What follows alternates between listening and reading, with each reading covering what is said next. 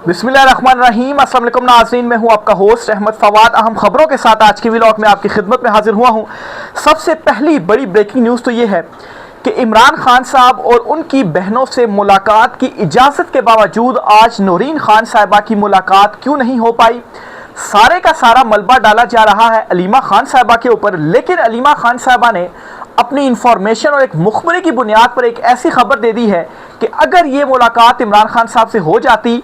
तो फिर एक नई साजिश घड़ी जानी थी। ये साजिश क्या है, क्या इंकशाफ किया है, क्यों इमरान खान साहब से मुलाकात नहीं हुई और क्या प्रोपेगेंडा इस वक्त अलीमा खान साहबा के हवाले से किया जा रहा है, क्या बयानियां बनाने की कोशिश की जा रही है। अहम तीन तफसीलात आज की व्लॉग में आपके साथ शेयर करेंगे। दूसरी इंपॉर्टेंट खबर यह है कि आज़ाद कश्मीर एहतजाज अवामी एक्शन कमेटी, जिसे कालादम करार दे दिया गया है, ये एहतजाज बज़ाहिर ऐसा लगता है कि मुक़तदरा ने इसे दबा लिया है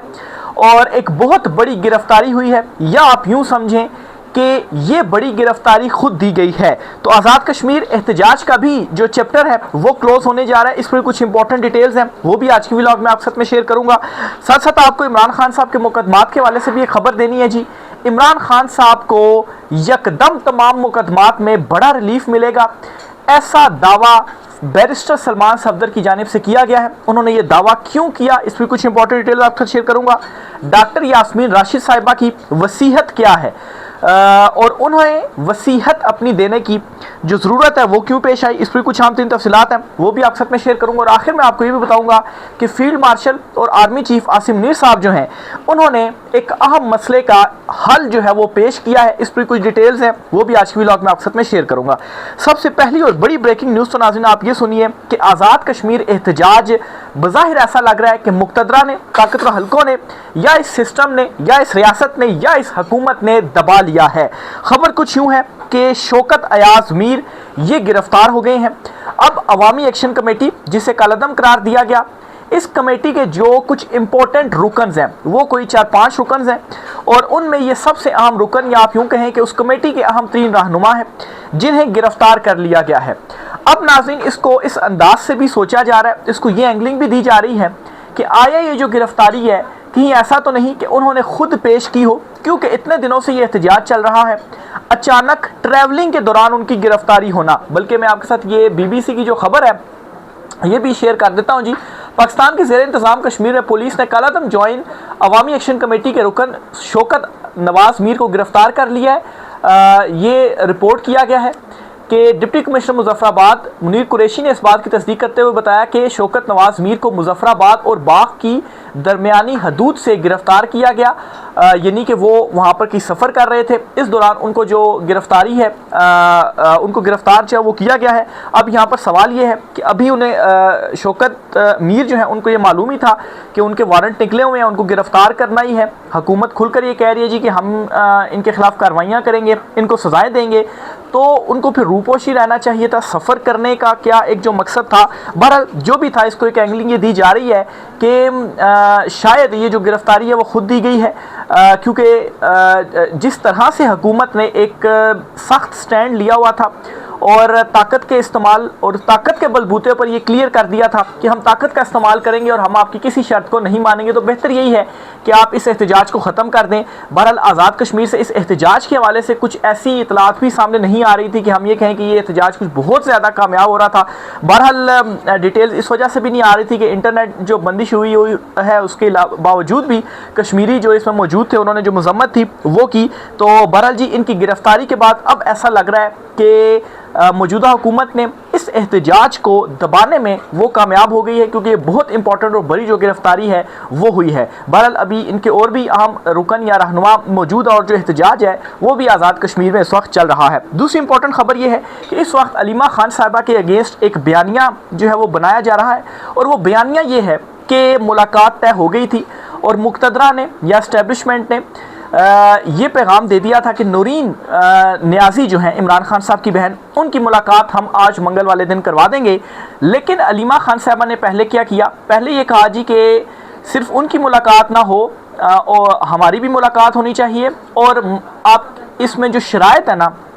वो ना रखें। यानी कि ऐसा नहीं होगा कि ये मुलाकात करेंगे और बाहर आकर हम कोई जो मीडिया से गुफ्तगू है वो हम ना करें, तो ये शराइत हम आपकी नहीं मानेंगे। बहरहाल उसके बावजूद आज अलीमा खान साहबा आई और टाइमिंग ये बताई जा रही है कि कोई 3:45 के करीब वो अडयाला जेल के बाहर आई और उन्होंने कहा कि ठीक है हम रेडी हैं और नौरीन खान साहबा की जो मुलाकात है वो करवा दी जाए। लेकिन फिर उसके बाद उनको बताया गया कि अब तो टाइम ख़त्म हो गया, आपको टाइम से आना चाहिए था। तो इस पर जी एक बयानिया बनाया जा रहा है, अलीमा खान साहबा के हवाले से भी क्रिटिसिज्म किया जा रहा है कि वो खुद ही नहीं चाहती थी कि इमरान खान साहब की जो मुलाकात है वो हो सके। बहरहाल जी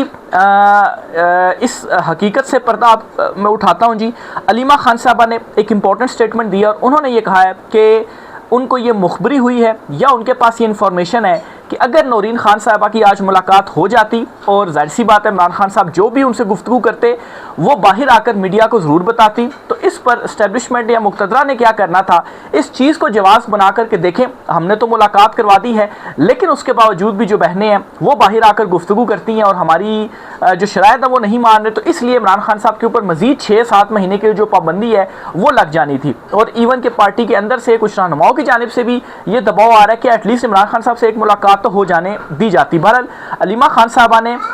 एक असूली जो मौक़िफ़ है वो अपनाया हुआ है जिसमें वो ये कहती हैं कि बातचीत के नतीजे में हम इमरान खान साहब से मुलाकात क्यों करें, और अगर आज इमरान खान साहब से मुलाकात हो जाती तो इससे क्या हो जाता, और फिर उसके बाद अगर 6 महीने मुलाकात ना करवाई जाती तो आज की मुलाकात का फिर जो फ़ायदा था वो क्या होना था। तो बहरहाल जो हकीकत है वो ये है, एक बड़ी जो साजिश है वो बज़ाहिर अलीमा खान साहबा ने उससे पर्दा उठाया और रीज़न बताई कि ये इनका असल में प्लान था, यानी कि फिर मतलब वही था कि नौरीन खान साहिबा बाहर आकर किसी किस्म की मीडिया से जो गुफ्तगू है वो ना करती और इमरान खान साहब ने उनसे क्या कहा है वो बाहर आकर मीडिया में या पब्लिक को वो ना बताती। बहरहाल आज अडयाला जेल में बुशरा बीबी साहिबा जो हैं उनसे उनकी फैमिली की उनकी बहन और उनकी बेटी की जो मुलाकात है वो करवा दी गई है। फिर इसके अलावा जो चीज़ें रिपोर्ट हो रही हैं, खबरें रिपोर्ट हो रही हैं, इमरान खान साहब और बुशरा बीबी साहिबा की भी 30 से 35 मिनट तक की जो मुलाकात है ना वो करवाई गई है। तो ये अडयाला जेल के अंदर से ही जो डिटेल्स हैं वो सामने आई हैं और ये जो कुछ मुलाकातें हैं आज अडयाला जेल के अंदर हुई हैं। बहरहाल बुशरा बीबी साहिबा की एक बहन है, उन्होंने एक बड़ा मानी खेज किस्म का ट्वीट किया है और इस ट्वीट में उन्होंने बेसिकली कुरान पाक की एक जो आयत है वो कोट की है और उसका जो तर्जुमा है वो लिखा है। बहरहाल उसका जो मफहूम है वो मैं आपको समझा देता हूँ, या जो मेरी अंडरस्टैंडिंग है वो जो मफहूम है उसके मुताबिक वो ये बात कर रही हैं कि जब आप कोई मतलब फ़िरौन के पास भी अगर कोई जो पैगाम है ना वो लेकर जाएं तो उससे भी ज़रा नरमी से पेश किया जाना चाहिए। तो इस किस्म की मतलब है कि आयत का तर्जुमा है, मैं ज़ाहिर सी बात अपने अल्फाज में जो एक मफहूम है वो आपको बयान कर रहा हूँ। तो बहरहाल इससे जो एक मतलब मैं अखज़ कर रहा हूँ वो ये है कि शायद इमरान खान साहब को ये पैगाम वो देना चाह रहे हैं या इमरान खान साहब तक ये पैगाम पहुँचाया जा रहा है कि भाई आप अगर कोई मतलब है कि या इवन के सोशल मीडिया वगैरह भी कि जो नरमी है ना वो होनी चाहिए, आप कोई भी जो पैगाम है वो देना चाह रहे हैं। तो बहरहाल देखें ये बड़ा मानी खेज किस्म का उन्होंने जो ट्वीट है वो किया है। बहरहाल एग्जैक्टली डायरेक्टली तो उन्होंने इस किस्म की कोई जो बात है वो नहीं की, इस तरह से उन्होंने एक आयत जो है वो उन्होंने ट्वीट की और उसका साथ जो तर्जुमा है वो दिया है। इमरान खान साहब के केसेस के हवाले से आपको खबर देता चलूँ जी कि बैरिस्टर सलमान सफदर उन्होंने इमरान खान साहब क्योंकि हाई कोर्ट में जो केसेस हैं वो लगे हुए थे, आज भी एक केस की समाअत हुई, तो बैरिस्टर सलमान सफदर ने केस ख़त्म होने के बाद बड़ी एक इंपॉर्टेंट स्टेटमेंट दी है और मानी खेज किस्म की स्टेटमेंट दी है और इस स्टेटमेंट में उन्होंने बता दिया कि इमरान खान साहब के जो केसेस हैं ना उनके साथ क्या होने जा रहा है। वो ये स्टेटमेंट दे रहे हैं जी कि लगता है मेरे सारे गर्दिश में हैं, जब रिलीफ का सिलसिला शुरू होगा तो बहुत इज्जत से रिलीफ मिलेगा बग़ैर रात पड़े बिना मेहनत किए। ये बैरिस्टर सलमान सफदर जो हैं उन्होंने एक इंपॉर्टेंट स्टेटमेंट दी है। अब इस स्टेटमेंट से क्या मुराद है, स्टेटमेंट के ऊपर आप गौर करें तो वो ये इशारा दे रहे हैं, ये बात बता रहे हैं कि जब भी इमरान खान साहब को रिलीफ मिलना हुआ तो इस बुनियाद पर नहीं मिलेगा कि मैं कितने अच्छे दलाइल देता हूँ, मैं कितनी मेहनत के साथ जो केस है वो स्टडी करके आता हूँ या जो है वो घंटों घंटों सुबह शाम लगातार जो दलाइल है वो देता हूँ, इस चीज़ के ऊपर बेस नहीं करेगा। इमरान खान साहब को जब रिलीफ मिलेगा ना तो फिर इमरान खान साहब को हर तरफ से रिलीफ मिलेगा, बड़ी इज्जत के साथ रिलीफ मिलेगा और ये तभी होगा जब मुक़्तदरा के साथ, इस्टेब्लिशमेंट के साथ या ताकतवर हल्कों के साथ जो मामलात हैं वो तय हो जाएंगे। और जिस तरीके से आप देखें नवाज़ शरीफ उनके ऊपर भी केसेस थे, लेकिन क्या हुआ कि जब वो वापस आए तो एयरपोर्ट के ऊपर हमला किया और वहाँ से उनका जो बायोमेट्रिक वगैरह था या जो भी उनके निशानात वगैरह थे वो लेने के लिए वहाँ तक गया। अदालत नवाज शरीफ जो है वो नहीं आए। तो क्या था जी, रिलीफ देना मकसूद था, इसलिए इतना ज़्यादा जो प्रोटोकॉल है ना वो दिया गया। तो यही बात अब सलमान सफदर भी कर रहे हैं, यानी कि इतने अरसे से इमरान खान साहब के केसेस लड़ने के बाद बैरिस्टर सलमान सफदर ने यह नतीजा अखज़ कर लिया है कि वो जितने मर्जी मेहनत से दलाइल दे दें, उस बुनियाद पर उनको कोई जो रिलीफ है वो नहीं मिलना। इमरान खान साहब को जब रिलीफ मिलना होगा तो तब इमरान खान साहब को रिलीफ मिलेगा और पूरी इज्जत के साथ जो रिलीफ है ना वो मिलेगा। बहरहाल दूसरी तरफ इमरान खान साहब का पैगाम क्या है? इमरान खान साहब अपने असूल और अपने नज़रिए के ऊपर डटे हुए हैं। इमरान खान साहब पीछे हटने के लिए तैयार नहीं है और इमरान खान साहब की जो बहनें हैं वो भी इमरान खान साहब के असूल और नज़रिए के ऊपर कंप्रोमाइज़ करने के लिए तैयार नहीं है। डॉक्टर यास्मीन राशिद साहिबा, उन्होंने एक वसीयत जो है वो अपनी अडयाला जेल से जो है वो भिजवाई है, चूँकि वो भी झुकने के लिए तैयार नहीं है, इमरान खान साहब का साथ छोड़ने के लिए तैयार नहीं है, इस वजह से वो अभी तक जेल में ही हैं। बहरहाल उन्होंने एक वसीयत अपनी भेजी है कि अगर बिलफर्ज उन्हें जेल में कुछ हो जाता है तो ये उनकी वसीयत है। डॉक्टर यास्मीन राशिद साहिबा ने ये कहा है कि मैं ये वसीयत करती हूँ कि अगर मुझे कुछ भी हो जाता है तो कौम मेरी मुझसे ये वादा करे और कौम जो है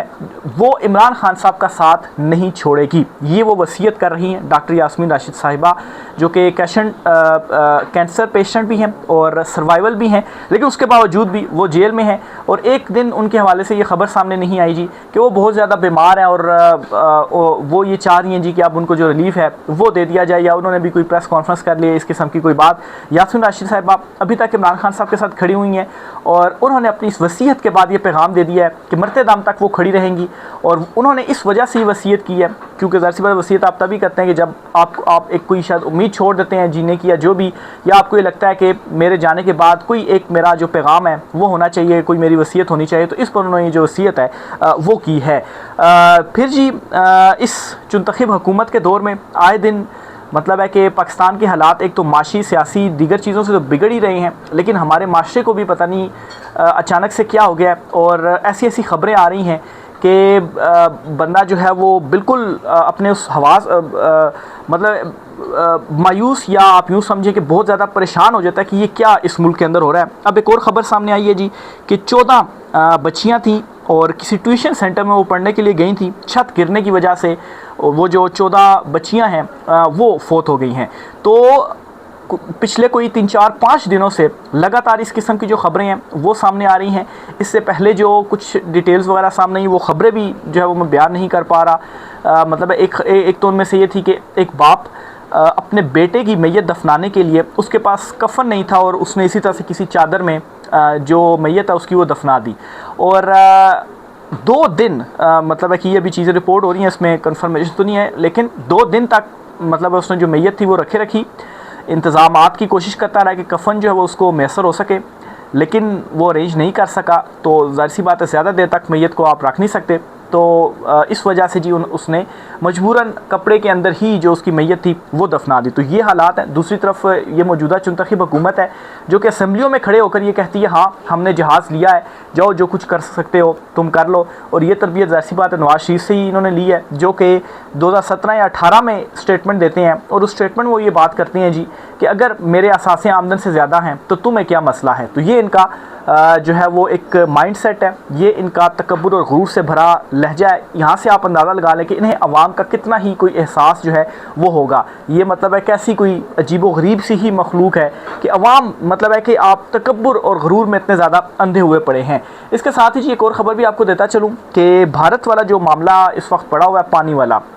भारत जो है वो डैम बना रहा है और जाहिर सी बात है उसका कंट्रोल मज़ीद बढ़ता जा रहा है। जब वो चाहेगा पानी छोड़ देगा, यहाँ पर सैलाब आ जाएगा। तो इस पर पहले मैं ख़बर आपके साथ शेयर करता हूँ जी। फिर फील्ड मार्शल साहब जो हैं उनकी जानिब से इसका क्या एक जो मतलब है कि हल है या अपनी आवाम को उन्होंने कहा है वो आपके साथ मैं शेयर करता हूँ जी। पहले तो बताता चलूँ, पाकिस्तान ने ख़बरदार किया है कि वो इंडिया के साथ कोई तसादुम या तनाज़ा नहीं चाहता, लेकिन सिंध-तास मुआहदे के तहत मुल्क के आबी वसाइल को रोकने की कोशिश को एक जंगी इक़दाम तस्वुर किया जाएगा। मंगल को सिंध-तास मुआहदे पर इस्लामाबाद में मुनक़िद एक बैनुल-अक़वामी सेमिनार से खिताब करते हुए पाकिस्तान के नायब वज़ीर-ए-आज़म और वज़ीर ख़ारजा इसहाक़ डार का कहना था कि इंडिया की जानिब से सिंध-तास मुआहदे को एकतरफ़ा तौर पर मुअत्तल करने का कोई जवाज़ नहीं और ना ही बैनुल-अक़वामी कानून में इसकी कोई गुंजाइश है। इंडिया की हुकूमत ने अप्रैल 2025 में पहलगाम हमले के इल्ज़ाम पाकिस्तान पर आयद करते हुए एक जवाबी कदम उठाते हुए सिंध ताश मुआहदे को एक तरफा तौर पर मुअत्तल कर दिया था। पाकिस्तान ने इंडिया के इस इक़दाम को मुस्तरद कर दिया था और आलमी सालसी अदालत से रुजू किया था। नीदरलैंड्स के शहरी हैग में कायम कोर्ट ऑफ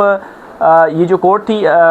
यानी सालसी अदालत ने वाज़े किया था कि इंडिया इस मुआहदे को एक तरफा तौर पर मुअत्तल नहीं कर सकता। तो बहरहाल जी इसमें एक हल ये पेश किया गया है कि अगर भारत जो है वो नहीं मानता तो फिर हम इस पर क्या कर देंगे, एक जो मिज़ाइल है वो हमने मारना है वहाँ पर डैम में, तो वो डैम जो है वो तबाह हो जाएगा। उसके बाद भारत चाह कर भी पानी को तो फिर नहीं रोक सकता, चाह कर भी वो भारत जो है वो पानी को नहीं रोक सकता। बहरहाल पाकिस्तान ने भी एक इशारा दे दिया कि आप ये जो पानी रोक रहे हैं जी ये जंगी इकदाम तस्वुर किया जाएगा। तो जंगी इकदाम अगर वो कर रहे हैं तो फिर जाहिर सी बात है हमारी तरफ से भी जो जवाब है वो ज़रूर दिया जाएगा। राय का इज़हार कीजिएगा। आज की वीडियो से इतना ही, इजाज़त दीजिए, अल्लाह हाफ़िज़।